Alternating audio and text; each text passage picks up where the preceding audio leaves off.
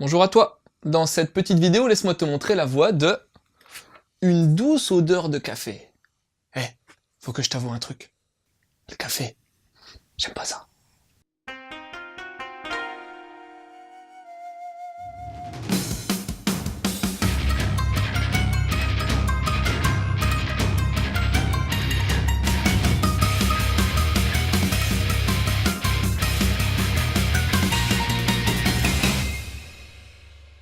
Alors, une douce odeur de café, c'est un one-shot qui recueille plusieurs histoires courtes ayant comme dénominateur commun le café. C'est bien, tu suis. Chaque chapitre va donc nous narrer l'histoire de personnages du quotidien et de leur vie toute simple.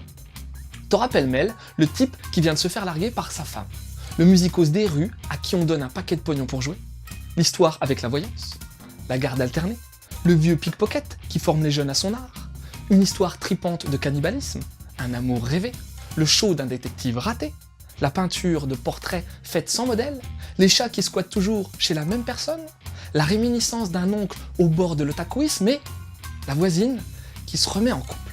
Ça y est, j'ai fait le tour. Et toutes ces petites relations de la vie quotidienne seront agrémentées de bonnes tasses de café.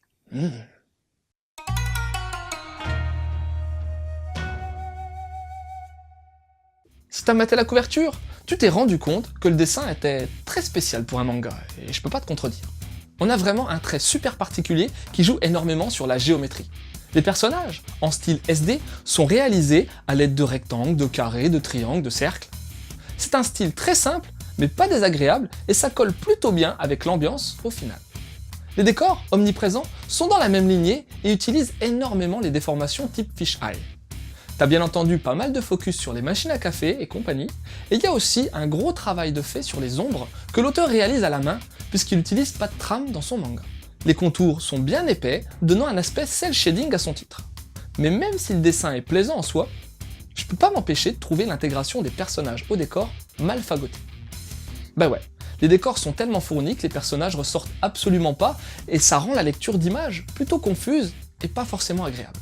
Et cette particularité est encore plus impactée par la mise en case que j'ai trouvée assez fadasse. Bon, dans ce genre de titre, faut pas s'attendre à un découpage qui part dans tous les sens, mais là, il n'y a pas de case se démarquant, tu trouveras peu de diagonales, et même les valeurs de plans sont pas exceptionnelles. À ceci près que j'ai trouvé intéressante et bien mise en place l'idée des plans sur les chaussures. Les onos, en Jap et en français, s'intègrent bien au rendu final dans ce manga édité chez Pika Graphics, collection grand format de Pika que j'apprécie tout particulièrement de par la qualité du papier, de l'impression et de la charte graphique utilisée.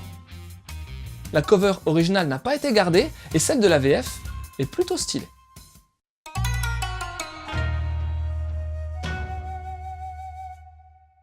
On va vite passer sur l'auteur Yamakawa Naoto car, à part un blog, on trouve pas grand chose sur lui sur le net. Il est l'auteur de plusieurs mangas non sortis en France, tous des one-shots typés tranche de vie. Ah si, dans la préface, on apprend que le titre de ce manga, Warm a Cup of Coffee en anglais, provient d'une chanson de Bob Dylan, artiste que le mangaka adore. Dans ce manga, Yamakawa nous offre de courtes histoires tranches de vie sans lien narratif. Le point commun résidant simplement dans le café, qui est vu comme un agrégateur d'émotions et qui sert également de trait d'union entre les différents personnages. Pas mal de chapitres traitent d'histoires d'amour et un sentiment de tristesse émane de pratiquement toutes les pages de ce manga. Vu comme ça, ce titre a l'air plutôt cool et bienvenu, n'est-ce pas? Et pourtant, cette poésie a pas totalement fonctionné avec moi. Déjà, je bois jamais de café, j'aime pas ça. Et même si je la comprends, j'ai du mal à appréhender correctement l'importance véhiculée par cette boisson. Ensuite, ce qui m'a le plus gêné, je pense, c'est l'entrée dans les chapitres que j'ai trouvé hyper difficile. C'est dur à expliquer, mais j'arrivais pas à plonger instantanément dans les histoires, ce qui fait que le chapitre était déjà terminé avant d'avoir eu une certaine immersion.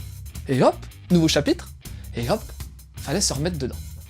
On n'a pas le temps de créer du lien avec les personnages qui, faut bien se l'avouer, se ressemblent tous, tant graphiquement que mentalement. C'est certainement voulu, mais ça n'a pas eu l'effet escompté sur moi.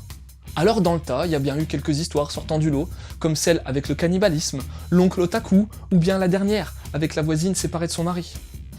Mais bon, la poésie réelle de ce titre m'a pas touché. Et pourtant, je kiffe ces mangas qui sortent du lot, tant au niveau du dessin qu'au niveau des thématiques. Et en plus, je suis un fan de tranches de vie. Mais bon, l'alchimie a pas eu lieu avec moi. Peut-être qu'avec toi ce sera différent. Et sinon en lien, Pas facile, mais la thématique du café a déjà été utilisée en manga avec Café Dream par exemple. Tu vas avoir l'histoire d'un vendeur de thé qui va devoir se mettre à contre-cœur à la vente du café qu'il considère comme une boisson du diable, rien que ça. Ensuite, il y a aussi Coffee Time de Toyoda Tetsuya. C'est aussi un one-shot de 14 petites histoires qui parlent du café. Et puis, je vais aussi te parler de 3 mangas différents. Il s'agit de 3 recueils one-shot tranche de vie de la grande Takahashi Rumiko. Les titres: La tragédie de paix, Le chien de mon patron et Un bouquet de fleurs rouges. Ces mangas sont juste excellents et parlent eux aussi de plein de personnages dans des contextes variés. Mais pour le coup, c'est bien plus fun qu'une douce odeur de café. Voilà, c'était Lou, j'espère que cette petite chronique t'aura donné envie de lire Une douce odeur de café. Je te laisse et continue de suivre la voie du manga.